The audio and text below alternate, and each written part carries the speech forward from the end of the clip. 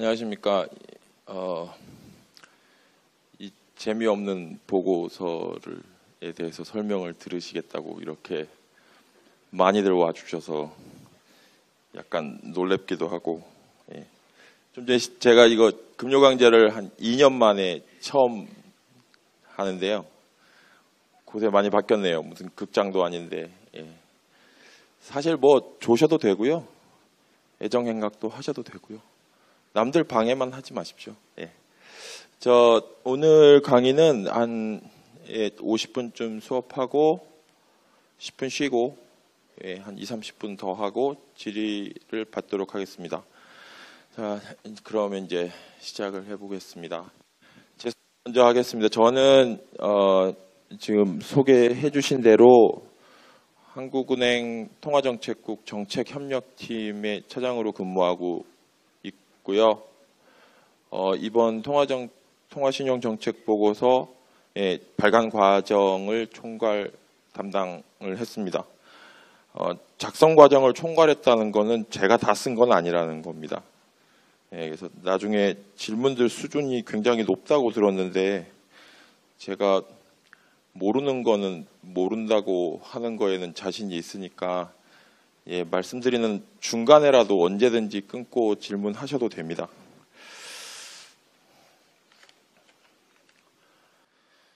자, 오늘은 2010년 11월 통화신용정책 보고서에 대한 설명입니다.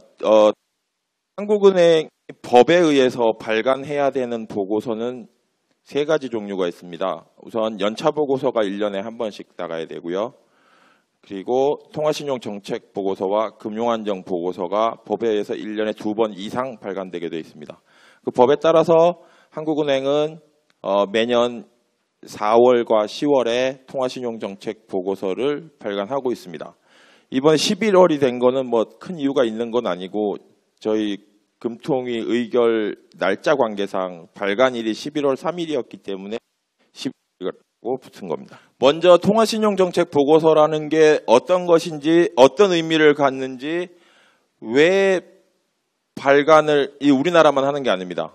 우리나라와 비슷한 통화운영 체계를 갖고 있는 모든 나라들 중앙은행에서는 횟수는 차이가 있습니다. 뭐 많이 하는 데는 6번도 하고요. 예, 2번 하는 나라도 있고. 예, 왜 발간하는지를 먼저 설명을 드리고, 그다음 한국은행이 통화신용정책 보고서를 언제부터 어떻게 발간해 왔는지를 설명드리겠습니다. 그리고 마지막으로 한국은행 11월 통화신용정책 보고서 주요 내용에 대해서 시간이 허락하는 만큼 설명드리겠습니다. 자, 첫 번째는 통화신용정책 커뮤니케이션과 통화신용정책 보고서입니다. 이거는 처음에 통화신용정책 커뮤니케이션이라는 게 무엇인지, 그 다음에 두 번째 제목이 물가안정목표제입니다. 물가안정목표제 하에서 이 보고서가 어떤 의미를 갖는지, 예, 거기에 대해서 설명을 하도록 하겠습니다.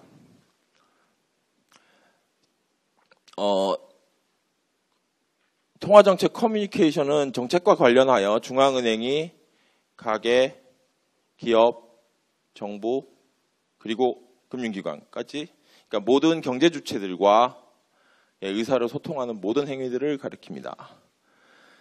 자, 이게 2가지 의미를 갖고 있습니다. 하나는 중앙은행이 금리를 또는 우리가 정책을 어떻게 이번에 결정을 했고 앞으로 어떻게 할 것이라는 걸 시사함으로써 사람들은 거기에 맞춰서 행동을 하게 되고, 만약에 모든 사람들이 중앙은행이 하는 말을 믿고 거기에 따라서 경제적 의사결정을 한다면, 예, 정책은 구구절절한 과정을 거치지 않더라도 효과적으로 작용하게 될 것이다 라는 이론적 배경 하에서 커뮤니케이션을 잘하면 정책이 효율적으로 이루어진다. 그래서 효율성입니다.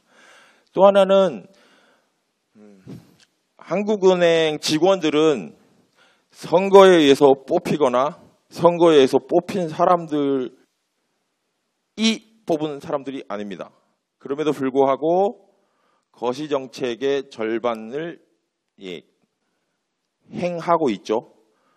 예, 그렇기 때문에 우리가 하는 행동에 대해서는 국민들에게 설명을 잘 해야 될 의무가 있습니다. 그래서 책임성, 그래서 효율성과 책임성이라는 의미에서 커뮤니케이션은 중요합니다. 그리고 물가 안정 목표제에 대해서 잠깐 먼저 설명을 드리겠습니다. 물가 안정 목표제라는 거는 이게 오래된 제도는 아닙니다. 1990년대 초반에 90년입니다. 뉴질랜드에서 원래 그 전에는 석유 가격이 막 올라가고 뭐 이러저러한 이유로 뭐 그 전에 뭐 통화 제도라든가 이런 게 여러 가지로 바뀌면서 각국이 인플레이션 때문에 엄청 고통을 많이 받았었습니다. 그리고 기존에 하던 통화 정책을 수행하던 방법들이 효율성이 자꾸 떨어지고 이렇게 하다 보니까 새로 찾아낸 방법이 물가 안정 목표제입니다. 뉴질랜드가 세계에서 처음으로 도입했고요. 지금은 약 30여 개국이 도입하여 우리나라를 포함해서 운영 중에 있고, 그리고 미국이나 ECB 같은 데는 물가 안정 목표제는 뭐 약간 몇 가지 조건들이 있기 때문에 거기에 해당하지 않기 때문에 물가 안정 목표제는 아니지만 거의 유사한 제도를 가지고 있습니다. 자, 중앙은행이 목표를 미리 공표를 합니다. 지금 한국은행이 국민들에게 공표한 물가 목표는 2.5에서 3.5% 연간 물가를 달성하겠답니다. 3년째 못 지키고 있지만 아무튼 그렇습니다. 미리 밝히고, 그래서 경제 주체들은 이 목표를 중거로 해가지고 경제적 의사결정을 하고, 그래서 실제 물가가 우리 목표에 수렴하도록 하는 제도를 가리킵니다. 아까도 모두에 말씀드렸지만 그래서 정책에 대한 신뢰가 매우 중요합니다. 그래서 일반적으로 이 신뢰를 확보하기 위한 요건으로 통화정책은 중앙은행이 재량권을 가지고 해야 되고, 그 재량권에 상응하는 책임성을 가져야 되며, 그리고 그 책임을 가지고 한 그거에 대해서 국민들에게 모두 잘 설명하는 것, 이게 신뢰성 확보의 3대 요건이라고 흔히들 얘기합니다. 요 커뮤니케이션이라는 측면에서 물가 안정 목표제를 도입한 모든 나라들은, 그러니까 지금 좀 전에 설명드린 대로 이 물가 안정 목표제는 제도 자체에 그래서 커뮤니케이션이 내재되어 있습니다. 그래서 이것을 잘 하기 위해서 물가 안정 목표제를 도입한 모든 나라들, 중앙은행들은 1년에 몇 차례씩 통화 안정 보고서를 내고 있습니다. 자, 그래서 이 안에는 보통 통화 정책 수행하는 데 있어서 그 여건이 되는 그 경제 상황, 전망, 그리고 이 중앙은행이 이 기간 동안 어떻게 수행했는지에 대한 내용, 앞으로 어떻게 할 것이라는 데는 계획, 이런 것들이 모두 상세하게 들어가게 됩니다. 그래서 모니터리 폴리시 리포트라고도 하고 인플레이션 리포트라고도 합니다. 자, 이게 지금 주요국에서 발표하고 있는 통화신용정책 보고서입니다. 영국 거고요. 가운데가 스웨덴 거고, 마지막이 미국 겁니다. 이런 비슷한 형태의 통화신용정책 보고서를 각국이 발간하고 있습니다. 그 다음은 한국은행 통화신용정책 보고서에 대해서 설명을 드리겠습니다. 그 발간 근거가 되는 법조문, 그리고 어떻게 발표해 왔는지, 그다음에 어떻게 공개하는지, 그리고 이번 호의 특징에 대해서 설명하도록 하겠습니다. 한국은행법 제96조에는 보시는 대로 매년 2회 이상 통화신용정책 수행 상황과 것이 평가보고서를 작성하여 국회에 제출해야 된다, 이렇게 되어 있습니다. 앞에 통화정책 수행 상황에 대한 보고서가 통화정책 보고서고요, 통화신용정책 보고서고요. 그것이 금융안정 상황에 대한 평가보고서가 금융안정 보고서입니다. 그리고 한국은행은 물가 안정 달성을 목적으로 법으로부터 권한을 위임받았으며 한국은행법 제1조에 보면 한국은행은 물가 안정을 달성하기 위해서 정책을 수행해야 되고 이로써 국민 경제의 건전한 발전에 이바지해야 된다고 되어 있습니다. 그래서 한국은행은 법에 의해서 물가 안정이 최상의 목표로 정해져 있습니다. 그래서 거기에 대한 설명을 책임을 다하기 위해서 지금 연 2회 보고서를 발간하고 있습니다. 처음에 발간하게 된 건 우리나라 한국은행법이 개정된 게 전면적으로 개정된 게 IMF 사태 직후였던 사태가 터진 직후였던 1998년 한국은행법이 개정되면서 그때부터 물가 안정 목표제가 법에 의해서 강제되었습니다. 그래서 그때부터 처음에는 책임을 다한다는 측면이 컸습니다. 그래서 우리가 수행한 것들을 잘 정리해서 국민들과 국회에 공개한다. 이런 측면에서 보고서를 발간해 왔고요. 지금은 다른 나라들도 마찬가지지만 이것을 통해서 정책 기대를 조정해 나가려는 측면이 많이 강화되고 있습니다. 2004년 개정에 따라서 원래는 1회 이상이었습니다. 아까 이제 앞에 보신 2회 이상. 그때부터 2회로 변경하게 됐고요. 그 전에도 발간은 2회씩 발간을 해왔었는데, 그때는 그러니까 한 번은 이제 법정이고 한 번은 임의 보고서죠. 지금은 2회입니다. 올해부터는 사실 한국은행의 경제 전망이 있습니다. 이게 어떤 나라는 통화신용정책 보고서를 통해서 전망을 공개하기도 합니다. 그 경우들은 이제 그 통화정책을 결정하는 우리나라 같으면 금융통화위원회에서 전망을 결정을 하거나 이제 최종 결정을 짓는 경우인데요. 지금 우리나라 같은 경우에는 이건 금통위에서 정하지는 않고 전망은요. 우리 집행부에서 하고 있기 때문에 별도로 1월, 4월, 7월, 10월 4번씩 발표를 합니다. 근데 저희가 원래 3월하고 9월에 발표를 하다 보니까 3월 달에 통화신용정책 보고서가 나간 직후에 약 2주 후에 전망보고서가 발표가 됩니다. 그러면 사실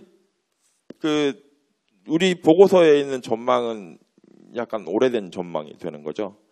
그 문제점이 있어서 지금 올해부터 4월과 10월로 조정을 해서 최신 경제 전망을 반영하여 통화정책 보고서를 작성하고 있습니다. 그리고 이번 호부터는 책을 혹시 보신 분들이 있으신지 모르겠는데 부록 맨 마지막에 보면 저희 금융통화위원들이 통화정책을 결정할 때 매달 중점적으로 어떤 내용을 논의를 했는지를 요약해서 담아 두었습니다. 한국은행은 그 통화정책을 결정하고 나면 2주 후에 의사록이라는 걸 공개를 합니다. 근데 한국은행의 의사록은 전 세계적으로도 찾아보기 힘들 만큼 굉장히 자세한 의사록이 나갑니다. 관심이 있으신 분들은 보신 적도 있겠지만 가끔 언론에도 크게 나고 굉장히 자세하기 때문에 좋은 점도 있지만 보시기 어려운 점도 있어요. 이번부터 저희가 통화신용정책 보고서에 요약본을 담아서 내기로 했습니다. 그리고 공개는 금융통화위원회 본회의 의결을 거쳐서 국회에 제출하고 같은 날 웹페이지에 공개합니다.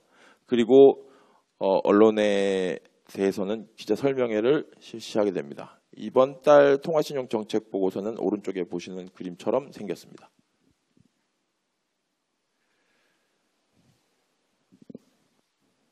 자, 이번 통화신용정책 보고서의 특징에 대해서 말씀드리겠습니다.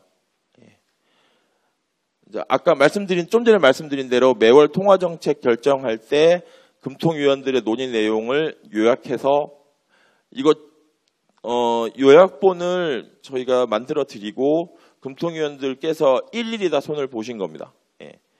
요약해서 정책 결정 발견과 고려사항에 대한 고민 이런 것들을 읽으시는 분들에게 잘 설명드리고자 노력했습니다.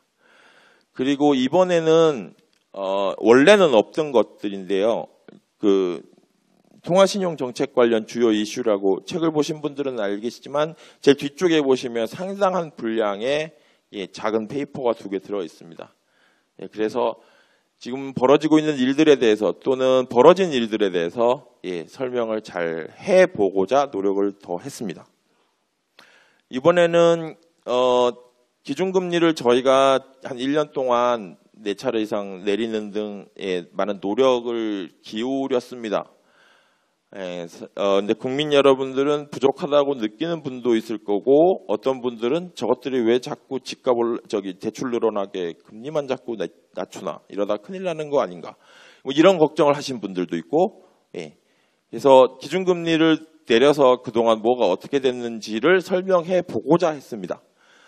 그리고 지금 신문을 보시는 분들은 관심을 갖고 계시겠지만 지금 12월 달에 연준 미국에서 금리를 올리네 마네 하고 있습니다. 그게 그렇게 됐을 때 우리나라 자금 시장에는 어떤 영향을 미칠 것인가를 분석해 보고자 했습니다. 이 부분은 뒤에 마지막에 시간이 되면 설명을 다시 드리도록 하겠습니다. 그리고 본문은 저희가 상당히 정해져 있습니다. 우선 처음에 우리 정책 결정의 배경이 되는 동향이 국내외 경제 동향이 나옵니다. 세계 경제, 우리나라 경제, 그다음에 뭐 국제적인 원자재 가격의 흐름 이런 것들이 세세하게 굉장히 자세하게 나옵니다. 그리고 통화정책 운영을 어떻게 했고 앞으로 어떻게 할 것이고 이 짜여진 틀 안에서 하다 보니까 그때그때 일어나는 중요한 이슈들에 대해서 이 본문에 담아서 설명하기는 밸런스가 좀 안 맞죠. 그래서 별도의 박스를 만들어서 설명해 보고자 노력했습니다. 그래서 이번에는 그리스 사태가 어떻게 됐는지, 그 다음에 중국이 요새 성장률이 떨어지네 마네 말들이 많은데 이걸 어떻게 보는지, 그 다음에 메르스 사태가 일어났을 때 우리 경제에 어떤 일이 일어났는지, 뭐 이런 것들을 한두 페이지 정도로 짧게 알아보시기 쉽게 설명하고자 노력했습니다. 그리고 이 언론에 많이 났는데요. 물가 상승률 목표 범위 이탈에 대한 평가. 이걸 두고 이제 일부 언론에서는 반성문을 썼네 어쩌네 이렇게 얘기를 했습니다. 그 내용도 이따가 한번 알아보도록 하죠.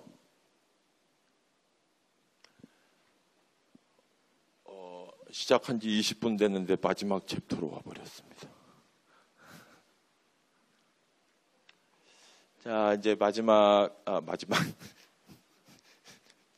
실제 마지막은 아닙니다. 통화신용정책 보고서 주요 내용에 대해서 말씀드리겠습니다. 설명드린 대로 통화정책 통신보고서는 체계가 동향 나오고 운영 나오고 계획 나오게 돼 있는데 오늘 강의가 우리 경제 동향을 설명하는 거는 아니기 때문에 동향이랑 전망 부분은 제외하고 운영 부분과 그리고 아까 잠깐 설명드린 주요 이슈들에 대해서 설명하겠습니다. 자, 한국은행은 이게 6개월마다 발간되기 때문에 4월부터 9월까지 저희 통화신용 정책 운영에 대해서 설명했습니다. 6개월 동안 저희 기준금리를 한 차례 인하했습니다. 0.25% 인하했고 금융중개 지원 대출이라는 게 있어요. 이거는 중소기업 위주로 도와주고자 하는 그런 제도인데요. 한도를 15조 원에서 20조 원으로 증액했습니다. 그래서 우리가 3월 달에 한 차례 인하했었고요. 작년 하반기부터 2차례를 인하를 했어요. 그래서 요게 어떤 효과가 있는지 살펴보고자 했는데 1월에도 2월에도 그닥 좋은 기미가 보이지 않아서 3월 달에 한 번 더 인하한 바 있습니다. 그리고 지켜보다가 메르스 사태가 났을 때 한 차례 인하를 했습니다. 그 다음에 금융중개 지원에 대해서 잠깐 설명드릴게요. 이게 금융중개 지원대출 제도라는 거를 가끔은 신문에서나 뭐 국회 같은 데서 말하는 걸 들을 수 있는데요. 이 제도는 저희가 은행에 돈을 빌려주는 제도 중에 하나입니다. 주로 중소기업 지원을 위해서 쓰이게 되는데요. 그러니까 은행들이 중소기업 대출 또는 영세사업자들에 대한 대출을 어떻게 하는지 그 실적을 바탕으로 해가지고 은행별로 한도를 배분합니다. 왜 한도를 배분하느냐 하면 이 제도 하에서 은행이 돈을 빌려가는 거는 굉장히 이자가 쌉니다. 뭐 거의 0.5%, 0.75%. 그러면 그 금액만큼은 은행들이 굉장히 저리로 우리 정책금리라고 하는 기준금리 있죠. 그게 정의가 뭐냐면 한국은행이 다른 금융기관과 거래하는 기준이 되는 금리를 말하는 겁니다. 근데 그보다 훨씬 낮은 금리로 대출을 해주게 되죠. 예, 그래서 거기 밑에 보시면 예, 무역금융 지원이라든가 영세 자영업자 지원이라든가 기술형 창업 지원이 이렇게 지원 프로그램들이 몇 개 있어요. 그러면 이 은행들은 한국은행으로부터 돈을 빌려서 저리로 이들 사업에 돈을 딴 데보다 조금 더 싸게 돈을 빌려줄 수 있죠. 예. 그 목적으로 이루어진 거고요. 그래서 이 5개 프로그램별로 별도로 한도가 부여되어 있고 은행별로 그리고 금리는 0.5에서 0.75 정도인 정책금융 상품입니다. 예. 자, 요거를 4월부터 5조 원을 증액해서 20조 원으로 운영해 오고 있습니다. 그 다음에 6월에는 메르스 사태 때문에 지방 중소기업들 또는 병원들 이런 데들 사업이 어려워지고 이래서 그쪽을 지원하기 위해서 한 1조 원 정도로 저는 알고 있습니다. 지방 중소기업 지원 프로그램에 이 부분을 도와줄 수 있도록 저희가 조치를 했고요. 원래는 사실 지난번 세월호 사태 때 그때 결정해서 원래 지원 기간도 8월 말로 끝나게 돼 있었는데 연말까지로 연장을 했습니다. 기준금리 흐름을 말씀드리겠습니다. 사실 2011년도에 2008년, 9년 글로벌 금융위기 때 2%까지 내렸다가 조금씩 경제 상황에 따라서 조금씩 올려서 3.25 정도까지 올라갔었는데 다시 상황이 나빠지고 해서 지금은 1.5%까지 내려가 있습니다. 자, 6월에 기준금리를 왜 인하했느냐 하면 아까 말씀드렸지만 지금 일단 물가가 너무 0.6 이 언저리까지 가 있었고요. 그리고 중국의 상황이라든가 여러 가지로 볼 때 신흥시장국들이 겪는 어려움이라든가 이래서 성장 하방 위험이 커졌다고 봤고요. 전망에. 그리고 메르스 사태가 일단 결정적입니다. 메르스 사태 터지면서 조금 이따 보여드리겠지만 그 심리와 실물 경제 활동의 부정적 충격이 굉장히 컸기 때문에 선제적으로 대응하는 측면에서 인하하였습니다. 그 7월 이후에는 그 메르스 사태가 어느 정도 진정이 되면서 이제 소비 위주로 어느 정도 다시 회복이 되기 시작했고 무엇보다 가계부채가 굉장히 높은 증가세를 지금까지도 유지하고 있기 때문에 저희로서는 추가 인하가 굉장히 부담스러운 상황이었습니다.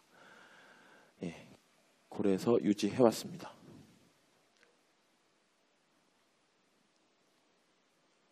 그리고 다른 6개월 동안 했던 다른 제도들을 잠깐 말씀드릴게요. 지금 설명드린 대로 금융중개 지원 대출을 확대 시행했고요. 그 다음에 가끔 신문에 보면 한국은행이 무슨 발권력을 동원해서 주택 사업을 지원을 하는 식으로 나오는 기사들이 있었는데 그게 어떤 내용이냐면 가계부채 구조 개선을 위해서 한국주택금융공사에 2천억 원을 출자를 했습니다. 요거에 갖는 의미를 잠깐 설명드릴게요. 주택금융공사라는 곳은 무엇을 하냐면요.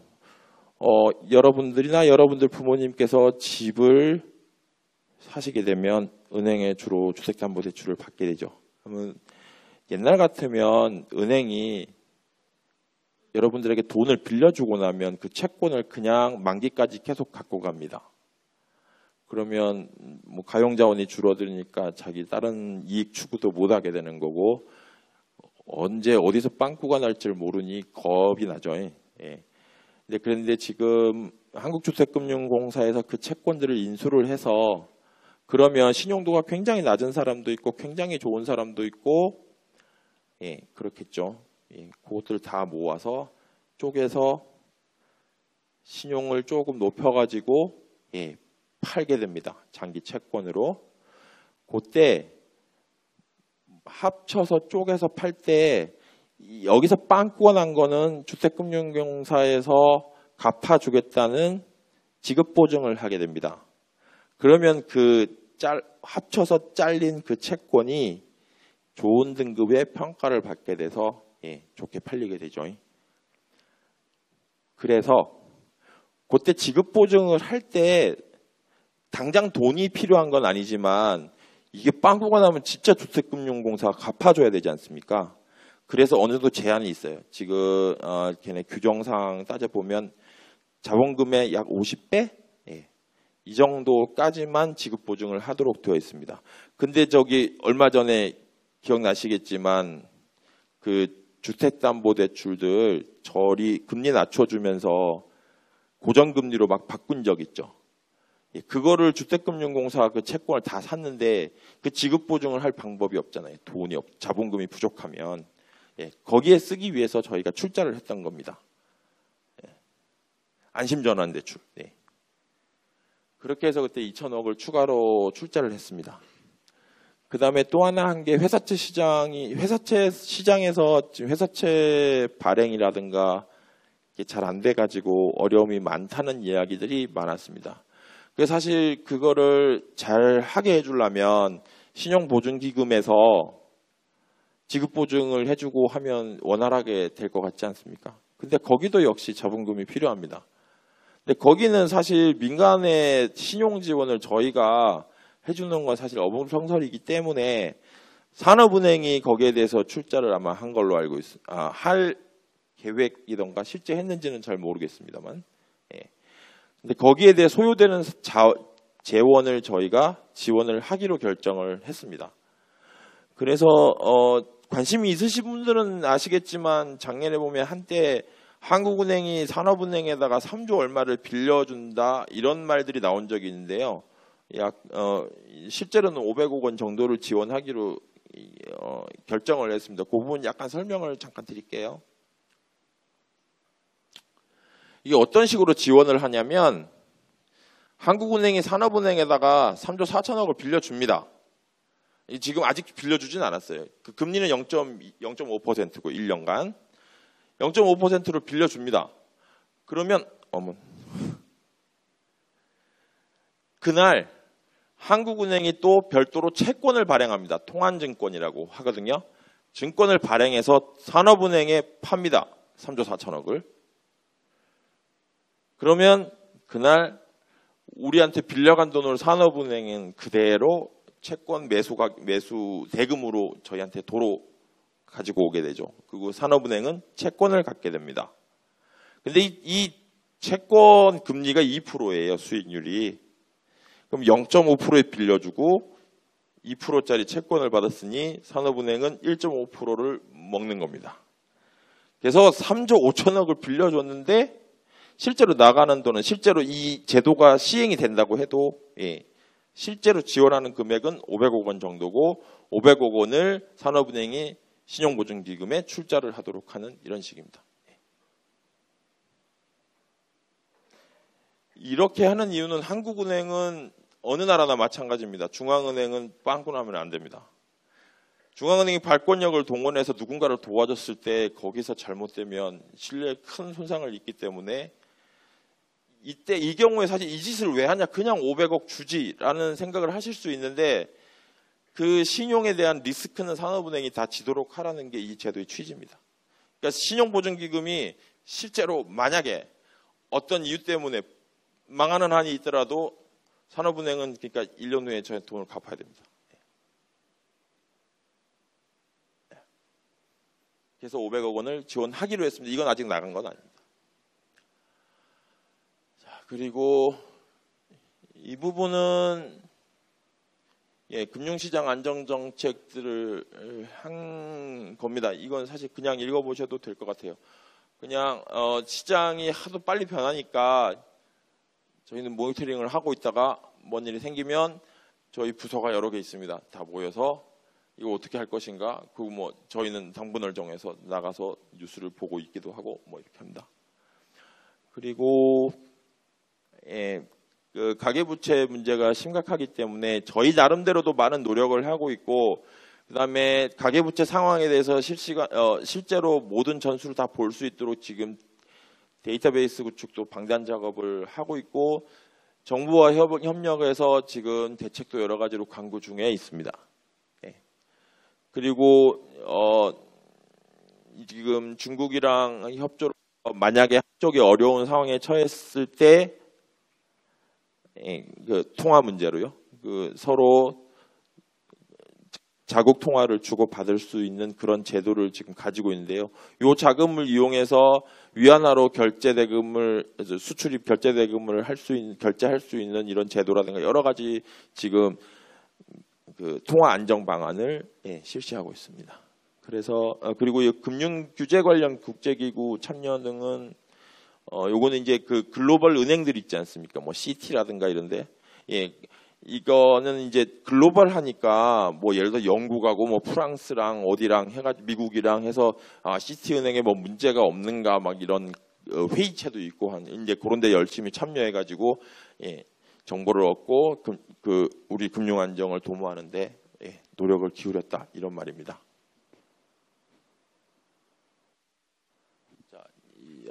그 다음에는 이제 통화신용 정책 방향에 대한 겁니다. 이 부분은 약간 공자님 말씀 느낌이 있습니다. 일부 국가는 이 부분에서 어떻게 하느냐면 자기네들 통화정책위원회, 우리 같으면 금융통화위원회에서 앞으로 얼마 동안 우리가 정할 금리가 어떻게 될 것이라는 전망치를 발표하는 나라도 몇 개 있습니다. 지금 가끔 뭐 언론지상에서 미국도 최근에 시작했습니다. 뭐 몇 년도에 정책 금리가 어디까지 올라갈 거야라고 얘기하는 것들이 그겁니다. 그분들이 걔네들 그 통화정책 결정을 한 회의를 하고 나면 발표가 됩니다. 뭐 A 위원은 내년에는 금리가 얼마, 내후년에는 금리가 얼마, 각각 무기명으로 해서 그래서 제일 높게 보는 위원은 여기까지, 낮게 보는 위원은 여기까지, 뭐 이렇게 해서 하기도 합니다. 근데 저희는 아직 그건 하고 있지 않기 때문에 약간 공자님 말씀입니다. 저희는 물가 안정 목표제를 하고 있기 때문에 물가 안정이 유지되도록 하고 금융 안정에 유의하겠다. 그리고 시장들이 안정되고 통화 정책이 효과적으로 이루어질 수 있도록 하겠다. 주로 그런 내용이 적혀 있습니다.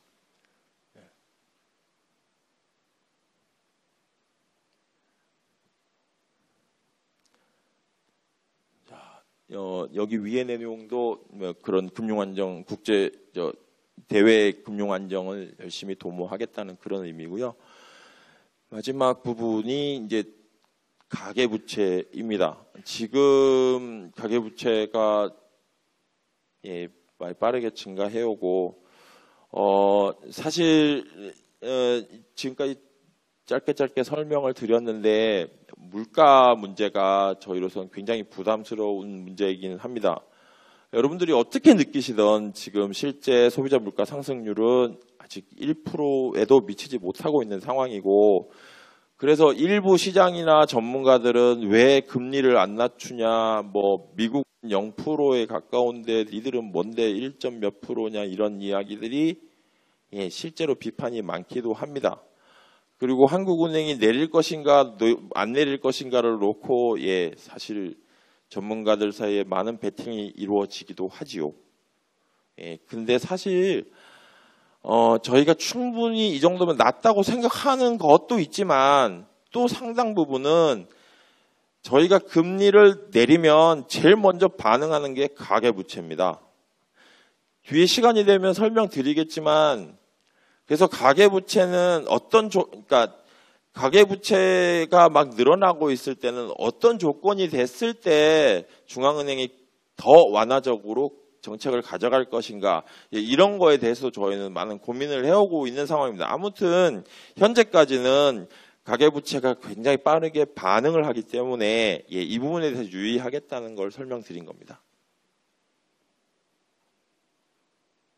자, 이제는 이게 사실 지금까지가 본문 내용입니다. 지금부터 이제 별지에 대해서 설명드리겠습니다. 저희가 통신보고서를 발표를 하면 주로 언론들이 관심을 갖는 것은 요 참고 박스라고 표현되어 있는 것과 이런 부분들입니다. 여기에 한국은행이 어떤 견해가 어떻게 나타나고 있는지, 어떻게 보고 있는지, 그런 데 관심을 많이 갖고, 앞에 나눠드린 자료에 보면 저희가 참고를 어떤 것들에다가 쫙 적어놨는데요. 그 중에 몇 가지를 제가 좀 중요하다고 생각되는 거를 추려서 요약해서 실었습니다. 자, 메르스 사태가 소비 심리에 미친 영향. 이 부분이 이제 언론 보도 내용입니다. 그래서 세월호 때보다 충격이 더 컸다는데, 저기 중점을 두고 보도를 했습니다. 어떤 내용인지 살펴보겠습니다. 자, 2015년 들어서 아주 완만하지만 회복이라고 볼 수 있던 흐름이 지속되고 있는데 5월 달에 이제 메르스가 발생하고 6월 달에 첫 사망자가 나오고 하면서 지금 특히 내수를 위주로 급격히 위축되기 시작했습니다. 그래서 일단 극장도 안 가고 놀이공원도 안 가고 중국 사람들은 안 오고 명동은 텅텅 비고 그 상황들이 이어지면서 이제 굉장히 이제 이 사태가 어디까지 갈 것인가에 대해서 우려가 많이 제기됐죠. 그 이제 7월 달부터는 어느 정도 진정되면서 어느 정도 괜찮은 모습을 보였는데 관광객들은 계속 안 오고 이제 조금 늘어나기 시작했죠. 그 부분입니다. 어땠냐는 숫자들입니다. 보시면 서비스업이 아주 난리가 났습니다. 6월 달에 관광객 수는 6월, 7월까지 계속 줄었습니다. 이게 전월 대비니까 얼마나 줄었겠습니까? 40%가 줄고 50%가 줄고 8월 달에도 25%가 줄었습니다. 이게 놀이공원 입장객 수도 이렇고요. 이러다 보니 소매 판매가 3%가 넘는 마이너스를 나타냈습니다. 자, 그리고 실제 실물 경기도 그랬고요. 사람들이 느끼는 체감 경기도 굉장히 안 좋았습니다. 그래서 8월까지도 그 메르스 사태가 나기 전 수준에 이르지 못했다고 소비자 동향 지수는 말을 하고 있습니다. 이게 어느 정도 충격이냐를 놓고 이제 가장 비교하기 용이한 걸로 이제 세월호 사태를 놓고 비교했습니다.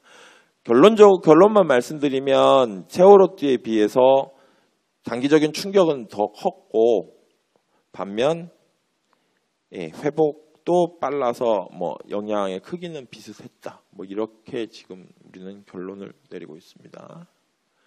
그림으로 쉽게 표현했습니다. 여기 T라고 되어 있는 게요.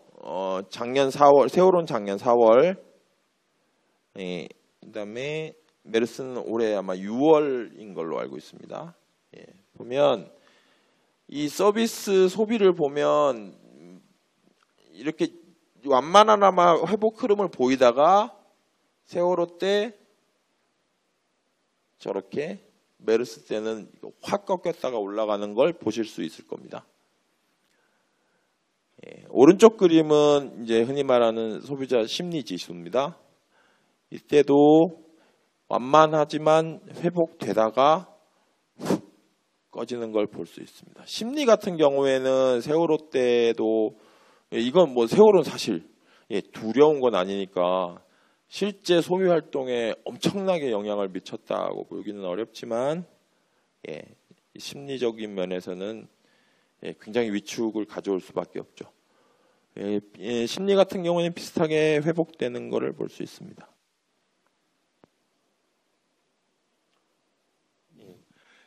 아까 좀 전에 소비나 지금 이런 참고들 보시면 저걸 왜 비교하지라든가 저걸 왜 말을 하지라는 생각을 할 수도 있습니다.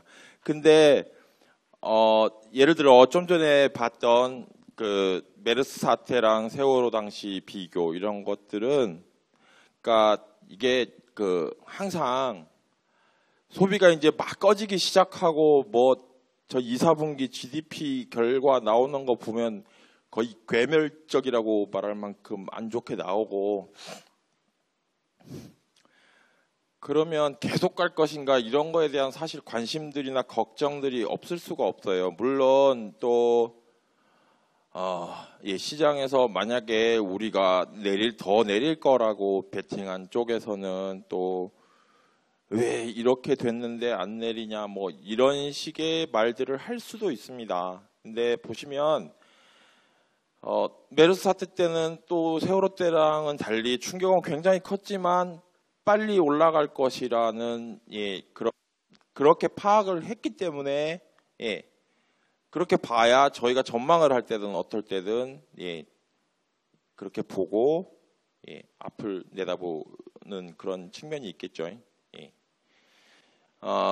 그 다음 볼 게 6월 달부터 7월 달 이전부터 그 미국이 금리를 올릴 거라는 전망, 뭐 또 그 유가가 막 떨어지면서 자원 생산국들 경제가 막 꼬라박고 중국도 계속 안 좋아지고 이러다 보니까 여러 가지 우려가 겹치면서 외국인 채권 자금들이 막 나가기 시작했습니다. 거기에 대한 저희가 어떻게 보고 있는지를 잠깐 설명드리겠습니다. 이것도 사실 뭐 전망을 하는 거는 뭐 모형을 쓰든 계량적 기법을 쓰건 그렇게 하겠죠. 근데 일단 지금 현상을 파악하는 건 그리고 지금 당장 어떻게 될 것인지를 보는 데 있어서는 지금 주변의 상황과 함께 그러면 그 벤치마크라고 하나요? 레퍼런스라고 과거에 어떤 때를 참조하는 것이 좋을지를 한번 따져보는 게 아무래도 보기가 편하겠죠. 그래서 작년에 재작년인가요? 테이퍼 텐트럼이라고 했던 시기가 있었습니다. 그때도 채권이 막 나갔습니다. 테이퍼 텐트럼은 여기 보시면 아시겠지만 연준 의장이 이제 금리를 인상해야 되지 않겠냐 또는 그동안 많이 풀린 유동성을 줄여야 되지 않겠냐 뭐 이런 이야기를 시작하면서부터 모든 채권 투자자들이 깜짝 놀라서 돈을 빼가는 사태 이걸 테이퍼 텐트럼이라고 하죠.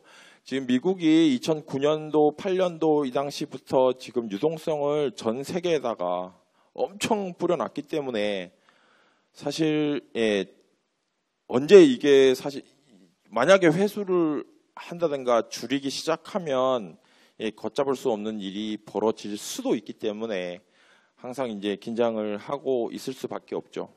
그때랑 비교했을 때 어떤 경로를 거칠 것인가에 대해서 한번 따져봤습니다.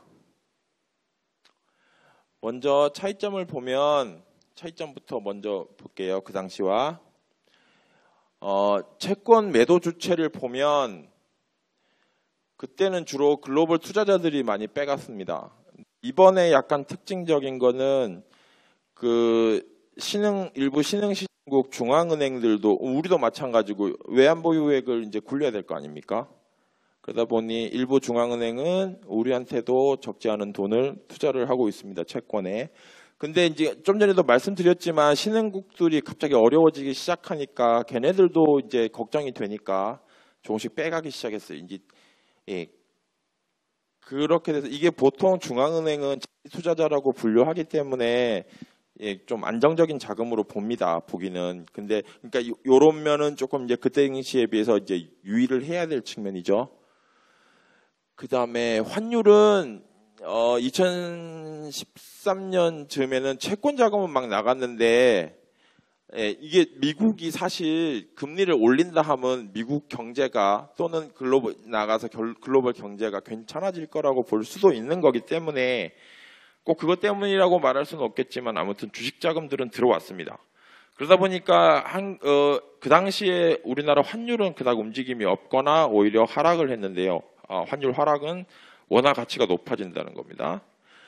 근데 이번에는 이제 미국이 이제 자기네들 자신감을 바탕으로 이제 실제 정책 금리를 올리기 시작할 거라는 전망이 가해지니까 미국 달러화가 엄청 강해지기 시작했습니다.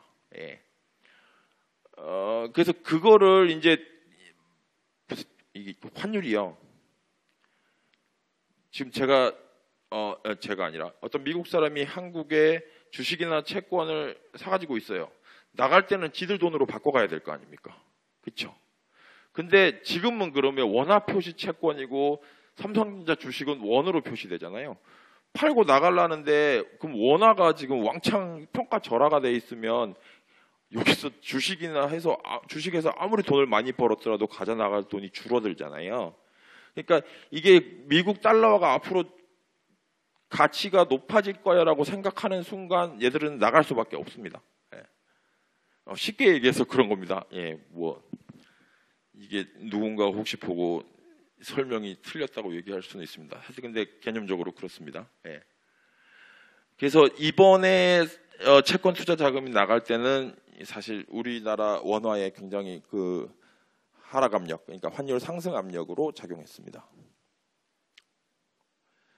공통적으로 볼 수 있는 거는 당시에도 지금도 신흥국에서 주로 나갔고 선진국 쪽으로 유입이 된다는 점에서 공통점이 있습니다. 근데 이번에는 그 당시에 비하면 유입 규모 자체는 그렇게 크지 않습니다. 왜냐하면 뭐 20이라든가 일본이라든가 이런 나라들은 미국과는 달리 양적 완화를 이제 시작했거나 앞으로 더 확대를 고려하겠다는 쪽이기 때문에 아무래도 줄어들 걸로 생각되는 유동성 자체가 그 당시에 비해서는 공포감이 덜하기 때문입니다. 그리고 스왑 레이트라는 거를 있는데 이게 둘 다 상승했다는 건데 이 스왑 레이트가 뭔지 제가 진짜 고민을 많이 했습니다. 어떻게 하면 가장 쉽게 설명할 수 있을 것인가? 고민의 결과를 한번 보시죠. 자, 이 스왑 레이트라는 게 미래의 어떤 특정 시점에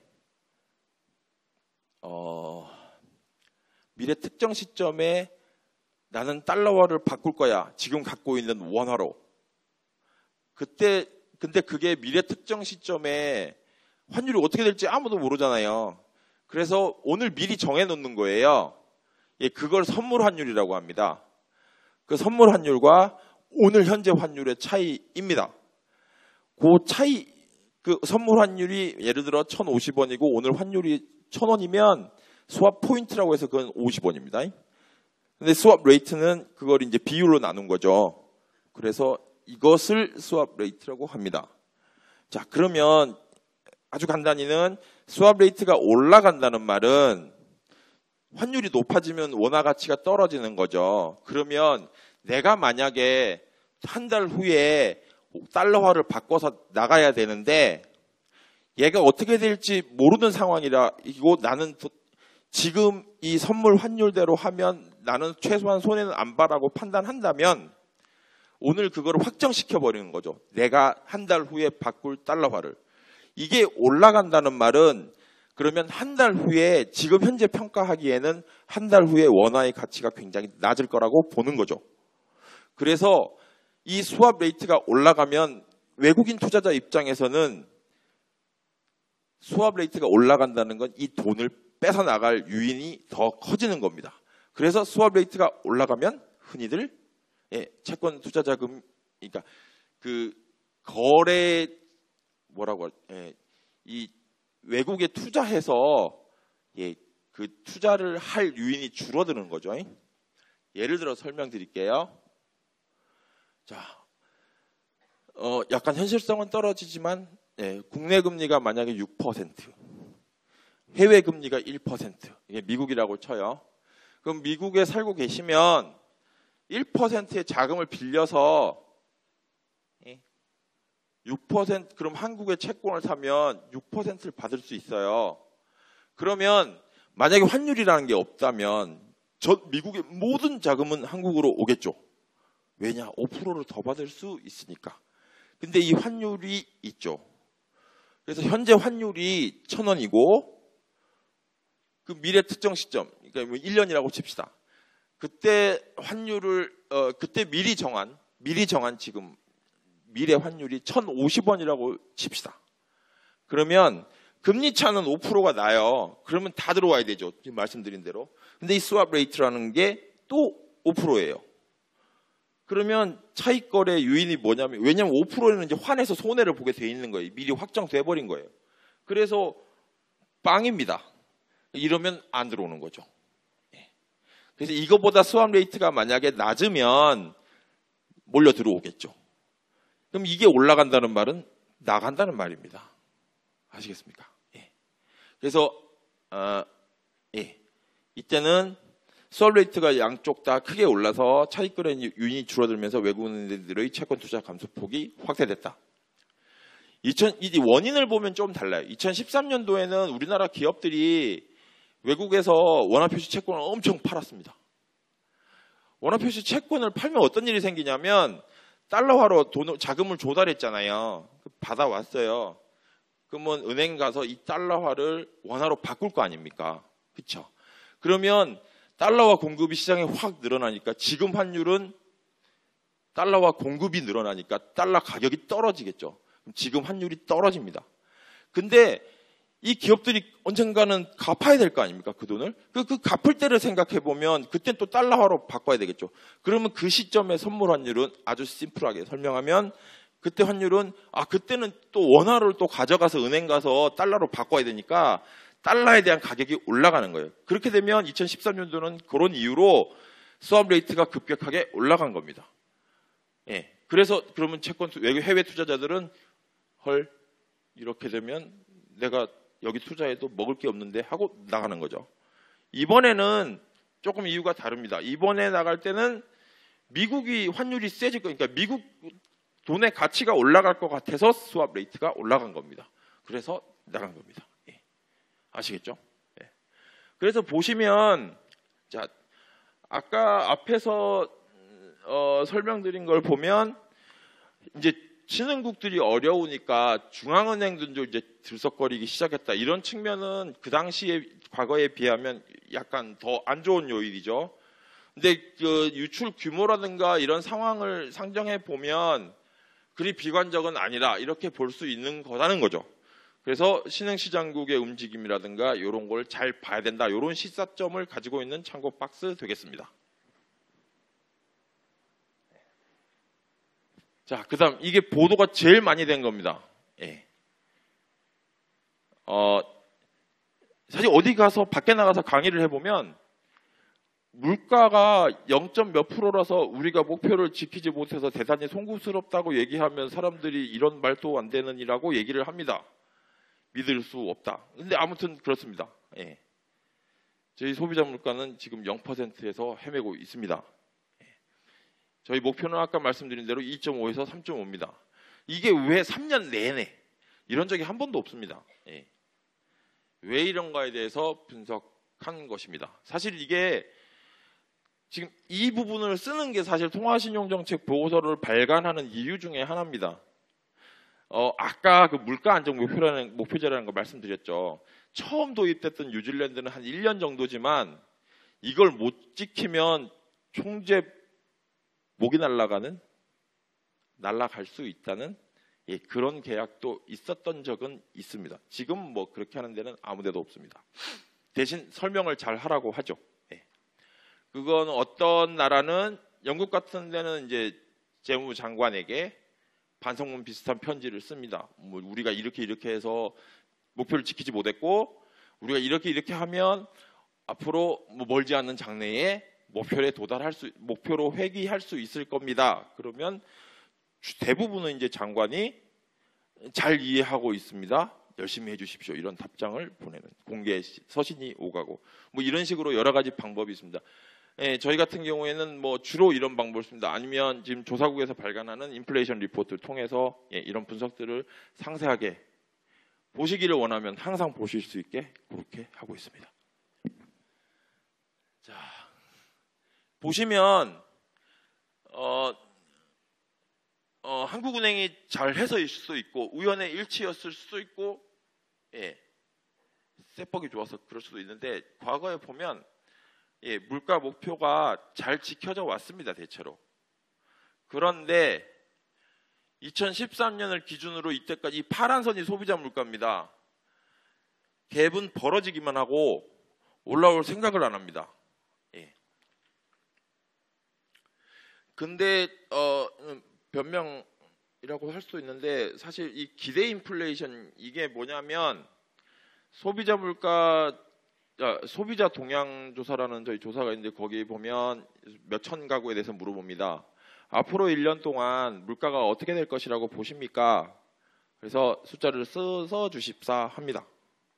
그러면 얘들은 2.5% 내외에서 아주 뭐 하락은 떨어지고는 있지만 완만한 흐름을 보이고 있습니다. 사실 이 기대 인플레이션의 의미가 뭐냐면 처음에 제가 말씀드렸죠. 내 뇌리 속에 갖고 있는 기준이 되는 물가입니다.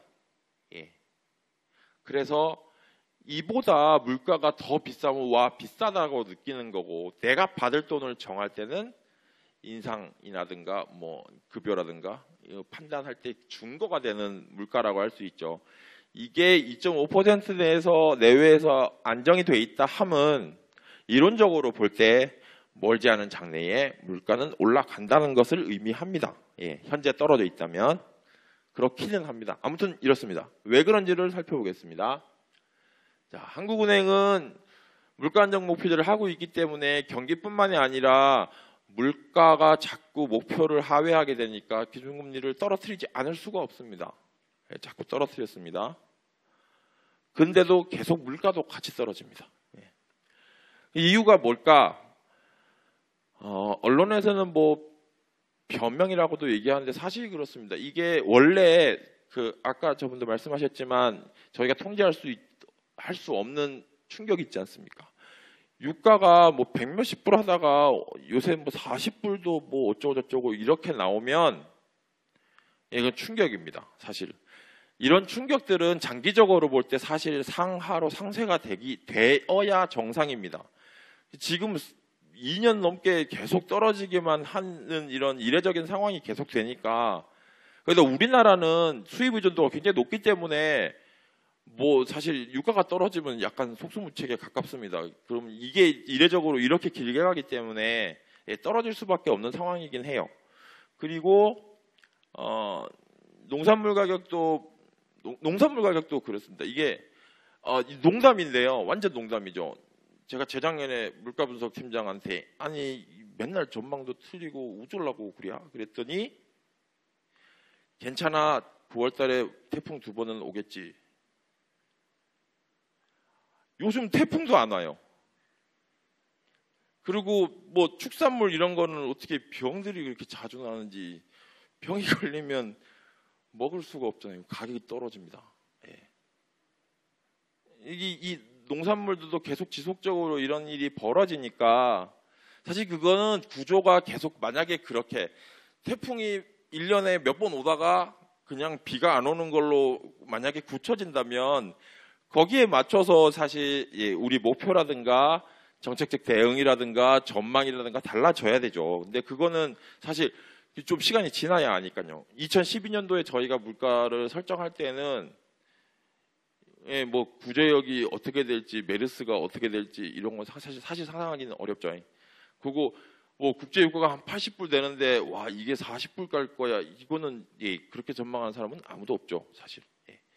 뭐 그런 측면이 있습니다. 사실 뭐 변명입니다.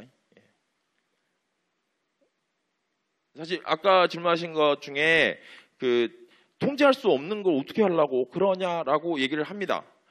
그래서 중앙은행들은 사실 그 국민들에게 물가 목표를 제시할 때는 이해하기 쉽고 설득하기 쉽고 그런 걸 해야 되니까 CPI를 제시를 하는데요. 뭐 보조 지표들이 있습니다. 사실 그 유가 충격이나 농산물 충격 이런 거를 사실 제외하고 보는 지표도 있습니다. 그 가격들을 제외한 걸 근원 인플레이션이라고 하는데요. 한때 잠깐이지만 한국은행도 그걸 지표로 삼은 적이 있긴 합니다. 근데 웃기지 않습니까? 지금 예를 들어서 소비자 물가 지수가 0.5%인데 근원 인플레이션이 2.5%다 뭐 이래가지고 우리는 사실 목표를 달성했어요라고 얘기하면 이게 물가가 실제 지표가 낮으니까 그러려니 하지, 만약에 실제 물가 10%인데 근원 인플레이션이 2.5라서 우리 달성했어요라면 그거 매맞을 일 아닙니까? 그러니까 그게 그래서 잠깐 하다가 다시 CPI로 바꿨어요. 아무튼 그런 지표도 있는데 이게 수요 측면의 압력만 보는 거죠. 이것도 사실 이거는 그래서 목표를 하회하긴 하지만 공급 충격에 의한 거를 단기적으로는 걸러내고 보는 거기 때문에 지금 실제 CPI보다는 조금 높습니다. 자, 이게 보시면 이거는 제일 위에 라인이 소비자 물가 상승률이고요. 요거를 계량적 기법에 의해서 자, 제일 밑에가 수요 압력입니다. 수요 압력은 보시면 지금 2011년에서 12년, 13년, 15년 소비자 물가 상승률이 3.1%였는데 연평균 지금 2013년부터 15년 9월까 현재까지는 1.1%입니다. 갭이 2%죠. 근데 그 갭을 지금 이렇게 떨어졌는데 수요가 부진해서 떨어뜨린 건 사실 0.3%포인트밖에 안 된다는 겁니다. 나머지는 다 이겁니다. 국제 유가가 보시면 1%포인트를 떨어뜨렸고 농산물 가격이 0.7%포인트를 떨어뜨렸다. 이거를 보실 수 있습니다. 아시겠죠? 야, 그 우리나라만 그러냐? 그렇진 않다. 딴 나라도 다 그렇다. 우리나라가 조금 심하다. 이 정도입니다. 그 뭐 이유는 아까도 설명드렸지만 우리나라가 수입 의존도가 굉장히 높은 편이라 사실 그런 대외 충격이 발생하면 굉장히 취약합니다. 경제 구조도 수출이 비중이 높다 보니까 사실 굉장히 좀 많이 변동성이 심한 편이고요. 뭐 다 그렇습니다. 하여튼. 자, 대부분이 지금 이런 상황이고 이게 근데 우리나라가 약간 심한 편이긴 합니다. 우리나라가 여기는 싫지 않았는데 전 세계 물가 안정 목표제 시행 중인 나라 중에서 이탈폭이 거의 3번째쯤으로 큽니다. 사실. 자, 이제 그 언론에서 아까 반성문이라고 한 것이 주로 이 부분을 두고 얘기하는 건데요. 책에 보시면 이런 내용이 나옵니다. 2012년도에 저희가 물가 목표를 설정할 때에는 사실 2008년, 9년 이후에 벌어졌던 뭐 그 인구 구조가 낮아서 소비 성향이 떨어질 수밖에 없고 이런저런 또는 국제 유가가 이렇게 기조적으로 그냥 떨어질 거 이런 상황들을 전혀 예측하지 못해서 사실 구조적으로 사실 물가 수준 자체가 다운되는 이런 거를 사실 반영하지 못했다는 말이 실려 있습니다. 그 부분을 두고 한 얘기입니다. 그래서 지금 내년도에 시행될 물가 안정 목표를 아마 다음 달에는 결정 지을 겁니다. 내년 이후에 적용될 물가 안정 목표를요. 그때는 저희가 이런 것들 상황들을 다 반영해서 목표를 세우고자 지금 노력하고 있습니다. 자, 이 부분은요, 사실 저도 아주 잘 아는 내용은 아닌데, 자, 이게 우리나라는 지금 경기도 회복 속도가 굉장히 늦지만 가계부채는 또 굉장히 빠르게 늘어나고 있다는 거를 잘 알고 계실 겁니다. 근데 우리나라 말고도 사실 가계부채가 빠르게 늘어난 나라들이 제법 있습니다. 그리고 경우에 따라서는 이런 나라들은 그럼에도 불구하고 금리를 마구 떨어뜨리기도 했습니다. 이제 그 부분에서 사실 여러분 관심들이 좀 없으실 수도 있는데 간단하게 설명을 드리겠습니다. 시간이 많지 않으니 이 부분은 간단하게 말씀드릴 테니까 보시기 바랍니다. 자, 이게 이 덴마크나 스위스, 스웨덴 같은 스위스 같은 데는 뭐 기준금리가 뭐 마이너스까지 가 있고 이런 상황입니다. 예. 자, 이 나라들은 물가 상승률 목표가 달성하기 어려워지니까 금리를 낮춥니다. 그 가계부채가 굉장히 높은데도 불구하고요.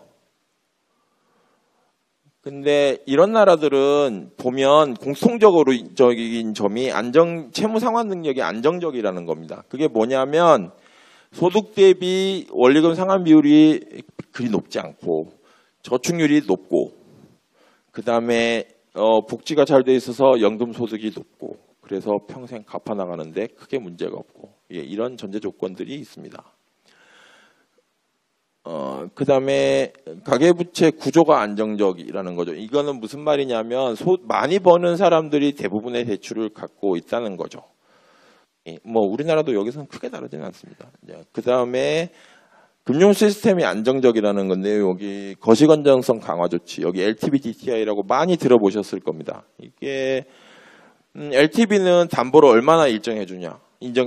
사실 미국이 전에 글로벌 금융 위기가 터졌던 가장 큰 이유 중에 하나입니다. 이거 LTV를 제한을 안 두고 거의 뭐 90%, 100%까지 인정해준 적이 있습니다. 그러면 10억짜리 집을 사면 자기 돈 한 푼도 없이 집을 살 수 있었다는 말이죠. 예. 이런 걸 적절히 규제를 해줘야 된다는 거죠.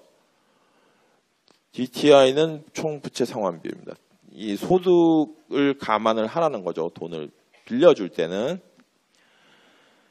자, 이게 보시면 경기 상황이나 물가 상황에 온전히 거기에 대응해서 금리를 결정할 때에는 뭔가 어느 정도 전제 조건은 붙어야 된다는 거죠. 예. 사실 LTV를 완화하면서 금리를 내리는 건 사실 쉽지는 않습니다. 사실. 왜냐하면 얘네들이 완화되면 같이 올라가니까요. 가계부채가 더 빨리 지금처럼. 자,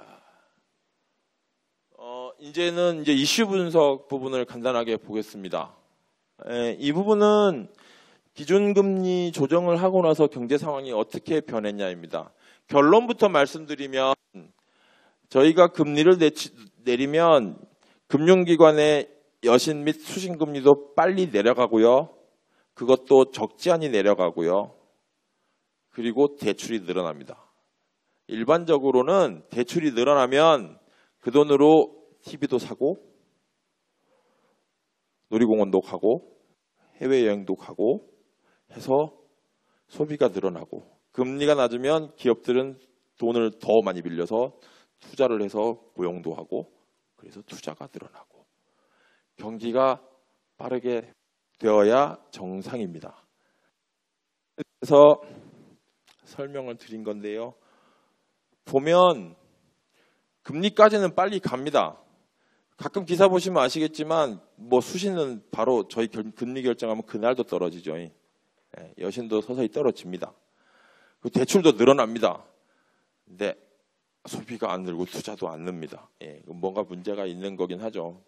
여기서 그 얘기는 하진 않을 겁니다. 자, 보통 금리를 낮추면요. 자, 좀 전에 설명드린 대로 금리가 하락하고 그래서 대출, 소비, 투자 이렇게 가는 경로를 흔히들 금리 경로라고 합니다. 그 다음에 그리고 이제 부동산 대출이 늘어나면 집값이 높아지니까 나는 부자가 됐어 더 써도 돼. 자산 경로라고 합니다. 주식을 갖고 주식 시장이 좋아져서 돈을 빌려서 주식 투자를 했더니 뭐 주식 시장이 막 높아져서 이거 팔기만 하면 나는 가용 자원이 많아. 씁니다. 소비가 늘죠. 경제가 살아납니다. 그래서 이 경로가 자산 경로라고 합니다. 그리고 우리가 금리를 낮추면 아까 말씀드렸죠. 보통 금리가 떨어지면 뭡니까? 금리가 올라가면 외국 자금이 우리에 들어오는 유인이 되니까 떨어지면 나가는 유인이 되죠. 그뿐만이 아니라 뭐 그 얘기는 왜 하지? 환율이 떨어집니다. 아니, 환율이 올라갑니다. 우리나라 돈의 가치가 줄어들기 때문에 금리를 낮추면 그렇게 되면 우리 수출 기업들은 밖에 내다 팔기가 좋죠. 그러면 수출 기업들의 매출이 늘어나고 고용이 늘어나고 소비가 늘어나고 투자가 늘어나고 그래서 경기가 좋아져야 됩니다. 자, 그다음에 집값이 올라가면 담보 가치가 높아집니다. 그러면 어제 나와 내일의 나는 똑같은 사람이지만 내가 갖고 있는 자산이 부자가 됩니다. 신용 등급이 올라갑니다. 돈을 더 빌릴 수 있습니다. 예, 경제가 살아납니다. 뭐 주로 이런 식입니다. 그다음에 기대 경로는 예, 아까 말씀드렸죠. 예, 중앙은행이 금리를 낮춥니다. 그러면 중앙은행이 금리를 낮췄으니 투자가 늘 거고 나는 고용이 될 거고 앞으로 잘 살게 될 거니까 지금 쓰자. 예, 그래서 진짜 좋아집니다. 예, 이론적으로 그렇습니다. 네. 은행 경제 주체 위험 추구 형태 변화. 예. 사실 이거는 뭐 여러 가지로 설명할 수 있는데 뭐 한 가지 설명드리면 금리가 낮아지면 돈을 빌려도 꼭 이런 건 아닙니다. 돈을 빌려도 내가 나중에 갚아야 될 돈이 많지 않죠. 그럼 쉽게 빌리게 됩니다.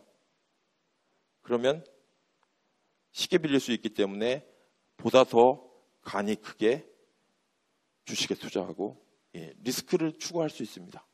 그럼 경제가 좋아집니다. 주로 이런 여러 가지 경로를 거쳐서 중앙은행이 금리를 낮추면 경제가 좋아진다고 모든 사람들이 기대를 합니다. 자, 그래서 금융시장에서는 보면 국채금리가 떨어지고 그 다음에 이 신용 스프레드라는 게 뭐냐면 그 무위험 채권, 나라에서 발행한 채권, 그 금리하고 그 다음에 기업이 발행하는 위험 채권, 회사채, 그 차이를 말합니다. 이게 줄어든다는 말은 회사채도 그만큼 안정적이라는 말이에요. 줄어들고 대출도 엄청 늘었고 뭐 주가는 많이 오르진 않았는데 그럭저럭. 그래서 금융시장에는 대체로 잘 되고 있다. 대출 대조표도 개선되고 환율도 많이 올랐습니다. 그럼 수출이 잘 되는데 문제는 이게 어느 정도냐? 이거는 딴 때 비교해도 뭐 따를 때 인하기에 비교해도 그닥 나쁘지 않은 상황. 그다음에 통화량이 막 늘어나는 걸로 봐서 시중 유동성도 늘고 있습니다. 주택 가격도 올라갔고 거래량도 크게 늘었어요. 이거는 우리 때문은 아니라고 말할 수 있습니다. 사실 뭐 다른 여러 가지 복합적인 요인이 있어서. 그런데 여기까지입니다. 실물 경제 개선 효과가 그닥 나타나지 않고 있습니다. 최근에 소비가 좀 좋아지고 있는데 뭐 그거는 정부는 뭐 자기들이 정책을 잘했다고 할 거고 한국은행은 우리가 금리를 그동안 엄청 떨어뜨려서 그렇다고 할 거고 뭐 또 어떤 사람은 어떻게 얘기할 거고 그렇지만 아무튼 현상은 소비는 뭐 최근 들어 좀 개선되고 있지만 아주 만족스러운 상황은 아닙니다. 설비 투자도 기업들이 그닥 그렇게 움직이는 것 같지는 않습니다. 수출은 환율이 올랐음에도 불구하고 늘어나기는커녕 줄어들기도 합니다. 뭐 구조적 요인이나 여러 가지 요인들이 있겠지만 아무튼 실물에 아직까지 크게 파급되고 있지는 않습니다. 과거 보면 우리가 0.25% 보통 한 번에 그 정도 내립니다. 내리면 뭐 한 1년 반, 2년에 걸쳐서 또는 한 3년까지 GDP를 어느 정도는 증가시키는 효과가 있다고 저희 계량 분석 결과는 나와 있습니다. 그래서 앞으로 뭐 미약하지만 효과를 줄 것이라고 기대는 하고 있는데 현재 가계부채가 워낙 높고 고령화 진행 속도도 빠르고 있기 때문에 여기에 대해서는 우려할 측면이 많이 있다. 이게 이 이슈 분석의 주요 내용입니다.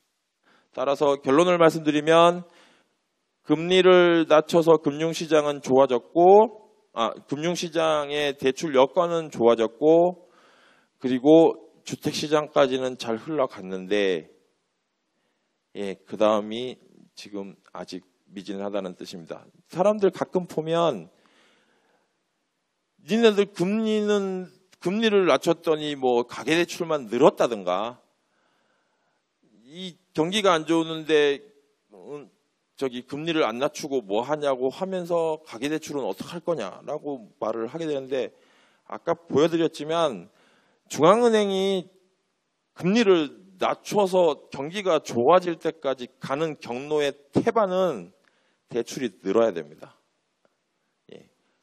지금 대출까지는 늘었는데 그 다음에 뭔가 문제가 있는 거겠죠. 예. 그래서 지금 금융안정 리스크는 커진 상황이에요.